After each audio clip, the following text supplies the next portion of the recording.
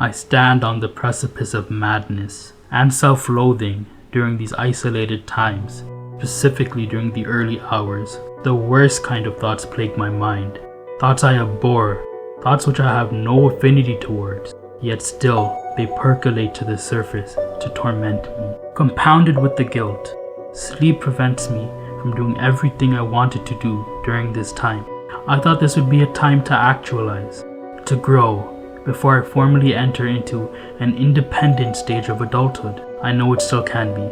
At night, I feel a sense of tranquility and empowerment when I walk my dog, when I am active, when I hang out with my friends and watch films with my family. All my worries, regrets, and obsessions seem to dissipate for a time, and the next day seems more promising. But the next day comes, and the tundra again presents itself to me, vast and seemingly unconquerable, and I'm standing in the center of it, alone. This is the voice of millions of people in the world who live with depression, the most common mental health condition. Mom, Dad, have a seat. There's something you must know. For all the questions you ask me, I finally have the answers to them. The answers to why I don't talk to anyone, why I'm always in my room, and why I haven't answered these questions before. For once in my life, I'm not gonna lie, not to you, my friends, or to myself. Mom, Dad, why do you keep asking me why I got a B on my math test? I did. That B is buzzing through my head, constantly nagging me for not being sweet to my friends, stinging me for looking like this, constantly nagging me for my grades. How can I study when these are the only things going through my head? And that is not okay. Depression is one of the leading causes of disability. 1 in 5 Canadians experience some type of mental illness or addiction problem. This soul thing called depression is killing me. Mom, Dad, listen to me. I'm just not me anymore. And that is not okay because I'm not okay.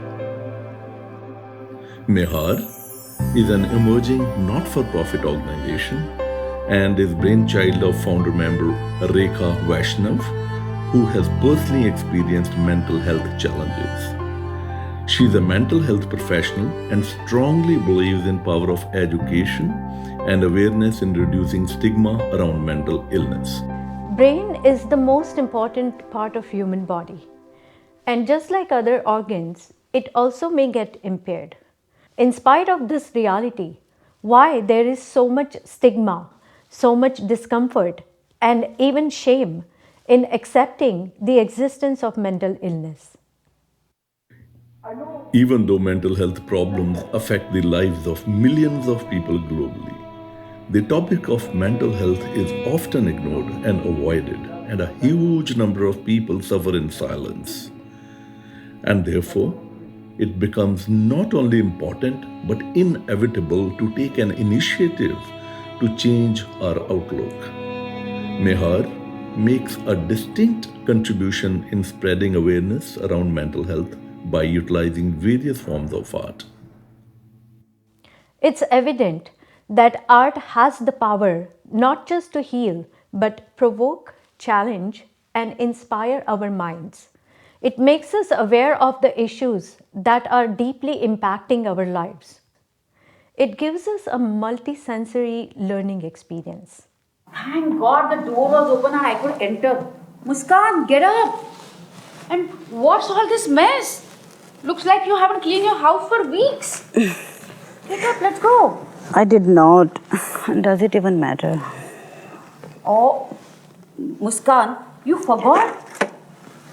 Muskan, how can you forget? Today we have our practice and dance rehearsals and meeting. I'm so excited. Meetings, dance rehearsals. I'm not going anywhere. I need a break. Oh, hello. You already had 2 weeks of break, remember? Leave me alone, Leena. Leave me alone, Mima. Please. Wrong. Muskan, are you hiding anything from me? Is your mom alright? Yeah, nothing has happened. My mom is okay. I didn't talk to her for last 3 weeks. Oh, but that's the reason she's been calling the center asking about you. Muskan, please tell me what is going on. Emma, I don't know what's happening. Emma, I don't know what's happening to me. I feel so low all the time. I don't feel like stepping out of this room. I keep crying. I'm not sleeping well. Sometimes I turn and toss all night, and I just keep thinking about all the bad things about my past. This is definitely a sign of relapse. As per the mental health statistics in Canada, women have higher rate of mood and anxiety disorders. Schizophrenia is another serious mental health condition which is characterized by symptoms such as hearing voices, losing touch with reality, paranoia, disturbance in thinking, and social withdrawal. No! Don't open the door. But that's my dad. I have to go to Chris's 18th birthday. I must go. No. Your friend Chris is a bad omen. He works for your enemies. They are going to harm you. But Chris has been my best friend since grade 1. These clips are from theatrical performance I Am Still Me, produced and written by Rekha Vaishnav. Skits, monologues, storytelling, and street plays are certainly very powerful mediums to talk about complex mental health topics. It is a very fulfilling experience for all the artists as well. You know, I'd heard about bipolar disorder and also watched on TV shows or movies. But acting for MEHAR in I Am Still Me series was one of the most incredible experiences. You know, playing the character who is diagnosed with bipolar disorder gave me the chance and to have a valuable experience of learning about this disorder. I told him to close the windows. Can't you see? Those tiny little men outside. They are not persons. They are police. They are here to arrest me. First time I realized that the symptoms like hallucination, delusion, paranoia can deeply impact somebody's life. When I was playing this imaginary character of a person who is suffering from schizophrenia, that brought me closer to the reality of their lives. For any artist, the joy of artistic experience gets amplified when you're part of such a unique initiative of connecting art with mental health awareness. There is an engagement and learning at each level, whether it's our poetry project or theatrical project. And then she joined 3 courses one after the other and didn't complete any of those. Our skits begin with the story of an imaginary character who is living with a particular mental illness. Loser! Loser! Loser! Stop! Stop! The dialogues and the scenes touch the reality of such diagnosis, and artists are encouraged to learn about that particular condition. Hold on to this thought. I want to get better. This is the only thought that can make it happen. But I can't control my mind and brain. I totally understand that. Our brain gets into negative thinking very quickly. But remember, we believe that we can train our brain. I was doing so well. And I never thought that this will happen to me again. Well, you must accept the fact that relapse is possible. Majority of people who experience acute and chronic depression once in their life are at risk of having a relapse. So, the awareness begins right at the stage of conception. People who are going through depression or any kind of bipolar disorders would definitely refrain from coming out in the public and say, hey, I have this problem. We do not want to acknowledge it. And not acknowledging it is making perhaps things more difficult, more and more difficult for our family members and others, and perhaps for your own self. I have two questions, if that's okay. One is, can you tell us how MEHAR came to be? And then the second question is, what are the services within the Toronto or GTA area that people can access if they're experiencing episodes of psychosis or other serious mental illnesses? Sure. First of all, I want to clarify that we are not actually, these are all imaginary characters, and these are all passionate actors.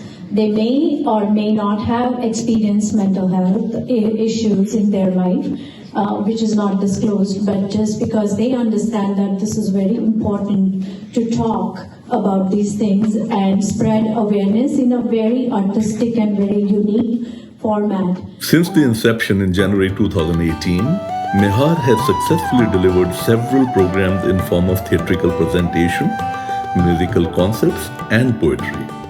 MEHAR has made significant contributions in offering a unique format of mental health education. Of course, this was not an easy journey. The challenges are multiple.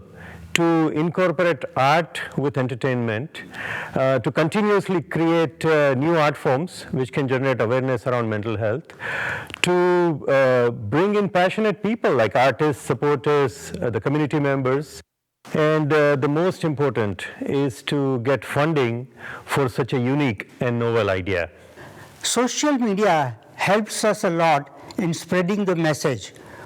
But in order to bring audience to the real events, it takes persistent efforts and personal one-to-one call to the members of the public to bring them to the events.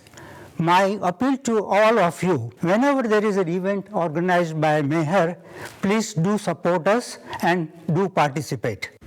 Being mindful and being aware of someone's mental health struggles is the first step towards supporting that person. You can help support MEHAR in this wonderful initiative in many ways. By making a small donation, by volunteering, by attending our many events, or simply by spreading the word about MEHAR. Recently, however, the tundra seems to be getting smaller and a bit warmer. I can navigate through it a little bit easier without looking back as much. I see a semblance of flowers at its edges. While new areas occasionally manifest, they seem far more surmountable and I can get past them with far less effort. Maybe I just need to focus on the flowers, not the tundra. You can only get to the destination when it's in front of you, in the mind's eye, not when looking down at the road. Maybe the tundra is thinking and the flowers are being. If I keep thinking, I may be trapped here forever. But if I be and do everything I want to and know I can escape and be amongst the flowers. No matter how difficult the path is, the journey will still continue.